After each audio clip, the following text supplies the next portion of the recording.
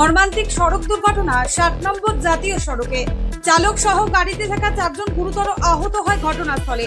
পৌঁছায় পাণ্ডবেশ্বর থানার পাণ্ডবেশ্বর সাব ডিজির পাণ্ডবেশ্বর পিএস মোবাইল ভ্যান ও ট্যাঙ্গো মোবাইল ভ্যান।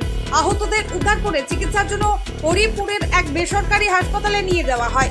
পাণ্ডবেশ্বরের 60 নম্বর জাতীয় সড়কের মহালক্ষ্মী প্যাচের কাছে এই সড়ক দুর্ঘটনা ঘটে। দুর্ঘটনা প্রবল গাড়িতে ছিলেন রাহুল বর্মন বয়স 25, আদিত্য কুমার শ্রীবাস্তব বয়স 19, ঋষভ মণ্ডল বয়স 25, রাহুল যাদব বয়স 20। এরা আসানসোলের ধাদিকার বাসিন্দা। রাজেশ কুমার বয়স 21, বিহারের ছাপড়ার বাসিন্দা। পুলিশ সূত্রে জানা যায়, তারা বীরভূমের তারাপীঠ মন্দির থেকে আসানসোল যাবার পথে পাণ্ডবেশ্বরের 60 নম্বর জাতীয় সড়কের মহালক্ষ্মী প্যাচের কাছে গাড়ির চালক নিয়ন্ত্রণ হারিয়ে রাস্তার পাশে ক্রাশ ব্যারিয়ারের সাথে ধাক্কা মেরে রাস্তায় উল্টো সাইডে চলে যায়। শেষমেশ গাড়িটিকে পাণ্ডবেশ্বর ট্রাফিক গার্ড ক্রেনে করে থানায় নিয়ে যায়।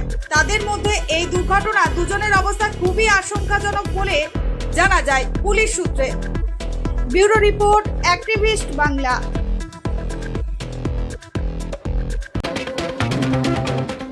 গ্রাম হোক বা শহর, জেলা থেকে রাজ্য অথবা দেশ, বিনোদন, রাজনীতি কিংবা খেলাধুলো, খুন, ধর্ষণ অথবা রাহাজানি, সব ধরনের খবরের এক্সক্লুসিভ আপডেট পেতে চোখ রাখুন আমাদের চ্যানেলে।